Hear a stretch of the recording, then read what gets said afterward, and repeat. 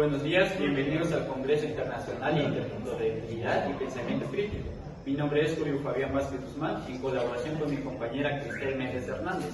Actualmente estudiantes de la licenciatura en Enfermería y Obstetricia, cursando el tercer ciclo de la asignatura Interculturalidad y Salud y Embarazo, en la Universidad para el Bienestar Benito Juárez García, con sede Ocosingo, Chiapas, México. Buenos días, buenas tardes, buenas noches, público en general, dependiendo la hora que ustedes estén viendo este pequeño video.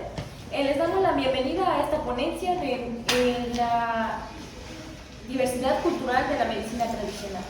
Nos encontramos ahora en el Museo de Ocosingo, y podemos apreciar esta grande marimba circular que prácticamente fue construida por un chapaneco cocinguense. Podemos destacar que esta reliquia es de Ocosingo, Chiapas. Mide aproximadamente de 2.53 metros y fue aproximadamente hecho para tocar 12 personas. El objetivo de esto es fomentar las tradiciones de Ocosingo y seguirlas. Pasando al tema, nuestro tema principal es diversidad cultural en la medicina tradicional. Pero antes que comencemos, interactuemos un poco sobre la medicina tradicional. Compañero, tú personalmente, ¿qué entenderías por medicina tradicional? Bien, lo que es la medicina tradicional, en lo que va en mi perspectiva, es el uso de lo que son la naturaleza en sí, e incluso usando lo que son las plantas o lo que la naturaleza nos puede dar. ¿Cuál es la función de esto? Que en las zonas marginadas que no puedan tener acceso a lo que son los servicios de salud, pues lo que son las personas que conocen o incluso conocen más de lo que son herbolarias, o que tienen ese conocimiento de usar lo que es la medicina tradicional, lo puedan usar como primera línea de defensa. ¿Y tú qué opinas de ello? Pues yo opino que sí, la verdad, sumamente es muy importante acerca de la medicina tradicional, porque no solo también, como tú lo mencionaste, no solo también se basa en las personas que no se pueden acercar a medicinas alópatas. También podemos hablar que hay personas que lo usan como medicina alternativa. Por ejemplo, no quieren usar la medicina que siempre toman y toman una alternativa. Usan algún remedio, pero no solo se basa en lo vegetal, también podemos encontrar en lo mineral hasta lo animal. Y pues es de suma importancia hablar de la medicina tradicional. Y hablando un poco más, podemos hacer un gran sinfín de la medicina tradicional. Podemos encontrarle ciertas importancias y un montón de perspectivas. Por ejemplo, nosotros tenemos cierta perspectiva de la medicina tradicional. ¿Pero te has dado cuenta de dónde comienza la medicina tradicional? ¿Cuáles son sus principios o de dónde arraiga todo esto? De hecho, sí, comienza desde el siglo XV al siglo XVIII. De hecho, he investigado e indagado tanto que lo que es la medicina tradicional se va más lo que son los orígenes de lo que son las culturas mayas, mixtecos, toltecos, olmecas, incluso desde la era prehispánica. ¿Por qué? Porque estas personas tenían mucho ese conocimiento de indagar e incluso explorar sobre plantas, herbolarios, como tú ya mencionaste, animales, minerales. Y hasta en deidades. Exacto. Usaban ciertas deidades para hacer su proceso de sanación. Por ejemplo, había muchos dioses. Entre uno podemos destacar al más conocido, Tlaloc. ¿Pero quién es Tlaloc? Es el dios del agua, lluvia, truenos, y en un sinfín a quien sumamente creían que podían sanar a ciertas personas. Claramente, aparte de Tlaloc, hay otro dios muy conocido como es el Tezcatlipoca, que era el dios de las cosas materiales y el dios de la noche. Exacto. ¿Y esto? ¿Por qué es importante mencionar esto? Porque hoy en día, en lo que es nuestro país mexicano, muchas de las personas tienen ese conocimiento de lo que son las medicinas tradicionales, usando plantas, herbolarias, animales incluso. Incluso hasta a veces podemos tocar un tema así un poquito contundente, que se va olvidando la medicina tradicional. y se va perdiendo gran parte de la interculturalidad de la medicina tradicional. Pero más sin embargo, esta medicina tradicional fue parte fundamental desde mucho antes, desde épocas anteriores. Se han puesto a pensar, por ejemplo, que nuestros antepasados, ¿cómo es que sabían tanto? ¿Cómo es que podían saber de que de esta planta se puede curar esto? O sea, a base de experiencias. Y bien lo define la Organización Mundial de la Salud de la medicina tradicional. Es un conjunto de experiencias, creencias, aptitudes también se puede mencionar. Cosas que se fueron experimentando para tener un fin en concreto, el bienestar de la salud. Pero te das cuenta, como tú dijiste, a base de experiencias, quiere decir que la medicina tradicional se fue dando mediante conocimientos empíricos. Sí, porque se fue experimentando, o sea, sabiendo que esta planta sabemos que se cura para esto. O sea, nuestros antepasados fueron muy sabios al decir que esto funciona para esto, que esto funciona para esto. O sea, se pueden imaginar que el universo o nuestro estado estuvo en manos de personas sabias. Y hasta también puedo mencionar que no todos tienen ese don, porque se dice que a las personas, como por ejemplo los hueseros, las parteras, las hierberas, hasta los rezanderos y otras personas más, como nosotros le podemos conocer en Chiapas, los más significativos, se les dice que tienen cierto don, o sea, se les concede cierto don. No todas las personas se pueden involucrar en la medicina tradicional, porque requiere de experiencias, y de conocimientos. No ciertas personas pueden emplear medicinas tradicionales, o sea, las hierbas, tés, infusiones, cualquier cosa. Son como que parte o un rompecabezas, y que cada pieza se va encontrando en cada época de nuestra historia, y dando así un rompecabezas ya formado, o sea, algo grande, algo fundamental. Fíjate que algo muy importante que mencionaste aquí en el país mexicano, existen estados en donde más ocupan lo que son las medicinas alternativas, como cuáles: Chiapas, Oaxaca, Veracruz, más los estados que vienen por el sureste. ¿Por qué? Por un problema muy significativo, la carencia de lo que es la oportunidad de estar con lo que es un servicio de salud. Más que nada, como ya destacamos aquí en nuestro estado de Chiapas, existen lugares en donde se practica más esto. Una de ellas es Ocosingo, otra es Altamirano, en lo que son los municipios de Chilón, incluso San Cristóbal. Más que nada, enfocándonos más en lo que son las parteras, hueseros, rezadores y hierberos. Las parteras tienen un gran papel fundamental. ¿Saben cuál es? Esto mediante la concepción hasta el parto. ¿Por qué? Porque las parteras tienen ese don, esa amabilidad o incluso esa empatía de poder generalizar las dolencias de las personas embarazadas, y también ocupando lo que son algunos rituales o incluso algunas plantas que ellas dan. ¿Sabes cuáles son las enfermedades que más se dan durante el parto? Más que nada, las enfermedades que se dan durante el parto, o incluso pueden variar, o sea, pueden no variar. se sabe, pero en sí el trabajo de las parteras ya sería como que muy amplio su conocimiento, porque, o sea, la partera en sí no sabe como tal qué puede suceder en ese momento, pero más sin embargo está preparadísima en ese aspecto de qué se pueda presentar durante el parto. Es por eso que yo digo que cómo es que ciertas personas tienen cierto don o cierta experiencia y ciertos conocimientos. Esto en base a lo que son creencias e incluso experiencias que ya hayan tenido. Durante el parto existen enfermedades de las personas, o durante enfermedades de los bebés, como lo que son la mollera, lo que son mal de ojo. ¿Cuáles otras conoces incluso? Igual se puede referir a malos aires, Malos o sea, aires. se le da términos dependiendo a su nosología de la cosmovisión que le dan a la enfermedad, que le dan el término a la salud y hasta el término de vida. O sea, va a depender de cada pueblo cómo se le da el concepto o la definición de estos términos que mencioné.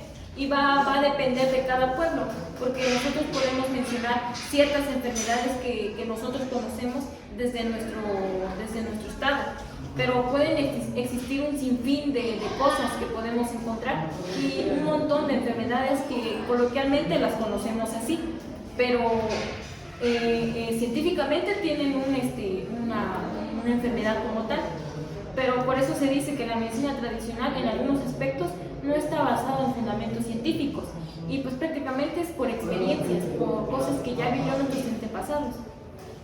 Como ya dijiste, lo que es el término de salud, a cada región se le da una definición distinta. Más que nada, esto incluye lo que es el alma. ¿Por qué? Porque los sanadores, los rezadores, incluso los curanderos, se enfocan más en el alma. Siendo así el principal motivo de lo que es la medicina tradicional, o el principal motivo de lo que sea rezo, que mucho se le da. Anteriormente ya hablamos sobre lo que son deidades. En estos tiempos se ocupan deidades, pero más que nada es como un medio para lo que es la sanación. Incluso también podemos hablar sobre personas que se han destacado en la medicina tradicional aquí en México. 3 personas muy importantes, lo que es Don Lucio, Pachita y lo que es Doña Sabina. Don Lucio tenía ese poder de lo cual es dominar lo que es el espacio-tiempo de lo que es los cambios climáticos, el agua, incluso el calor, podía manifestar, incluso podía invocar lo que son las lluvias, ayudando en comunidades, personas o incluso a un grupo en específico. Más que nada, la medicina tradicional o los curanderos o incluso los rezadores tienen como objetivo ayudar a familias, individuos, grupos o comunidades. Bien, pasando a lo que es Doña Pachita tenía ese poder o ese don de poder alterar lo que es el espacio-tiempo, materializando órganos, incluso haciendo cirugías sin la necesidad de ocupar anestesia o algún instrumento quirúrgico. Y Doña Sabina en sus tiempos se le conocía como la bruja blanca. Aquella bruja blanca que tenía esa capacidad de poder transmitir o sanar el alma, poder quitar algunos males que las personas tenían en esos tiempos.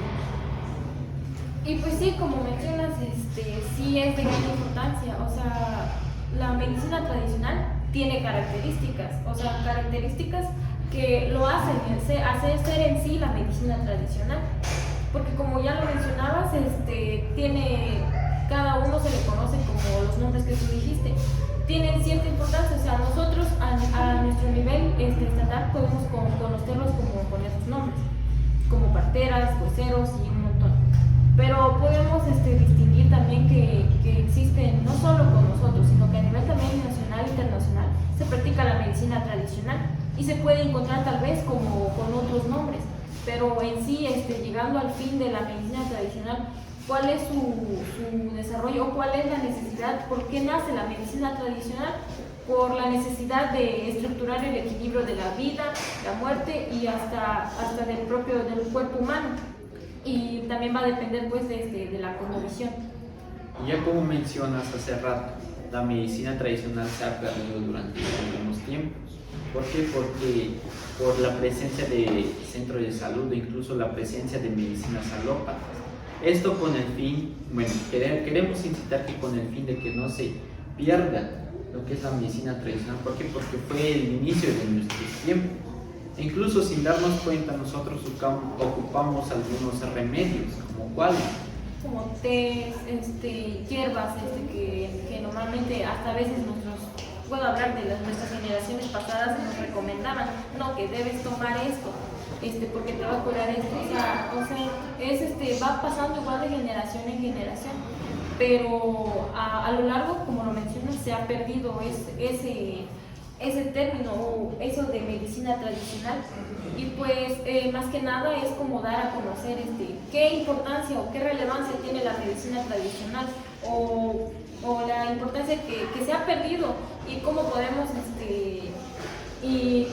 interactuar con la medicina tradicional. O no es que sean malas las clínicas o todo eso, pero también es muy importante como que recalcar que existe la medicina tradicional y no dejarla en el pasado o no dejarla morir, sino que también la podemos usar como medicina alternativa.